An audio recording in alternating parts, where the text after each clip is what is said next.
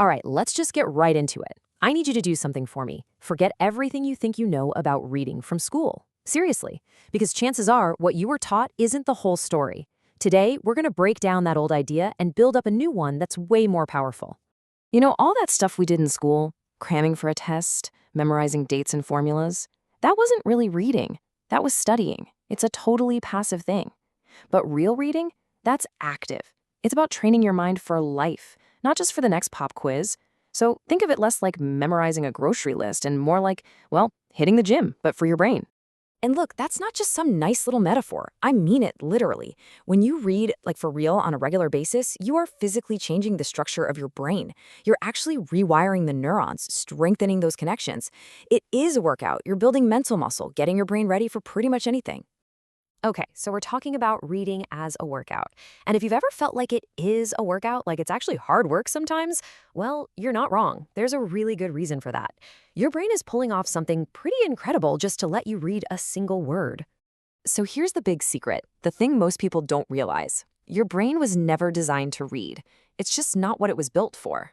I mean, think about it. Speaking, seeing, those things are hardwired into us. We evolved to do them. But reading? Nope. That's a human invention. It's like a piece of software that we have to learn to install on our own. So how does it do it? Well, your brain basically performs a little bit of surgery on itself. It's amazing. It builds a whole new circuit. Some scientists even call it the letterbox. And this new pathway connects the part of your brain that sees stuff to the part that understands language. This isn't a metaphor either. It literally changes your brain's anatomy. So yeah, every single time you read, you're using a superpower that you literally built yourself. So you've built this incredible superpower, but what's it for? What's the point of it all? Well, John Green puts it perfectly. The point is empathy. Reading is the ultimate tool for imagining what it's like to be someone else. It lets us connect with people across the world and even across time. It's how we step into another person's shoes. All right, so we've got this amazing self-made superpower. Why then don't we feel like superheroes when we read? What's holding us back? Well, it usually comes down to 3 bad habits. Little things we all picked up as kids that are basically putting a speed limit on our brain. So check this out. The average person reads at about 250 words per minute. Now here's the interesting part. The average person talks at, you guessed it, about 250 words per minute. Is that a coincidence? No way. And it points us straight to bad habit number 1. You know that little voice in your head that reads along with you? Yeah, that one. It's called subvocalization. It's a leftover from when we learned to read out loud as kids. The voice just kind of moved inside. And here's the problem. Your brain can only hear those words as fast as you can say them. So to get faster, you have to train your brain to see the words, not just listen to that little voice. Okay, be honest. Have you ever gotten to the bottom of a page and had absolutely zero clue what you just read? Of course you have. We all have. That's habit number 2. Regression. It's when your eyes keep jumping back to reread stuff. But get this, it's not usually because you didn't understand it. It's because your concentration just dipped. Your brain checked out for a second. And the last bad habit is something called fixations. You might think your eyes move smoothly across a line of text, but they don't. They actually make a series of tiny little jumps and stops. Each stop is a fixation. Now, most of us make a whole bunch of these stops on every single line, and it's pretty simple. The more you stop, the slower you read.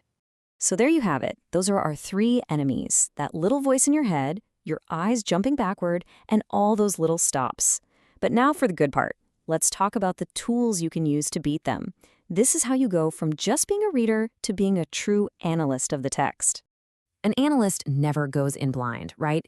You need a game plan before you even read word 1. A guy named Jordan Harry, a speed reading expert, has this awesome 5-step process. First, just look at the cover, front and back. Get some context. Then, hit the table of contents. Look for the most important chapters using the 80-20 rule, where 80% of the good stuff is probably in just 20% of the book. After that, you do a quick skim, like 10 seconds a page, just looking for headings. Then a scan, maybe 30 seconds a page for keywords. And only then, after all that prep, do you actually start reading. Your brain is already warmed up and knows the layout. Okay, so here's your toolkit. To fight those annoying fixations, you use a pacer, just your finger or a pen. Guide your eyes along the line. It forces them to move smoothly and stops them from making so many little stops. To fight regression, the rereading, Try a technique called gliding. Use a note card or something to cover up the lines right after you read them. No going back. It forces you to concentrate. Another way to beat fixations is bouncing. Imagine the page is split into 3 columns, and just bounce your eyes down the middle of each one, letting your peripheral vision catch the rest. And finally, for that little voice in your head, the mute button. This is going to sound weird, but just press your tongue against the roof of your mouth. Seriously. It's just enough of a physical distraction to help quiet down that voice. But look, all these tools, all this talk about speed, that's only half the battle. The real power here isn't just about reading faster.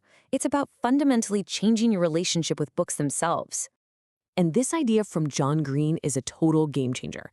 We tend to treat books like we're just sitting in a lecture, and the author is this all-knowing genius. But that's not it at all.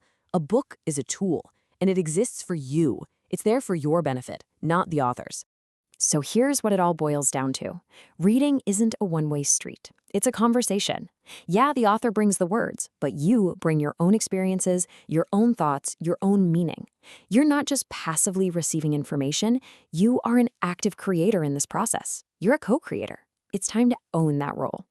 So today, we've seen how reading literally rebuilds your brain, we've called out the bad habits that have been slowing you down, and we've given you a whole toolkit to become a better, faster, more effective reader. But the biggest takeaway, I hope, is that reading isn't just about consuming information. It's about creating meaning. So I'll just leave you with this one question to think about. Now that you have the tools, what worlds are you going to create?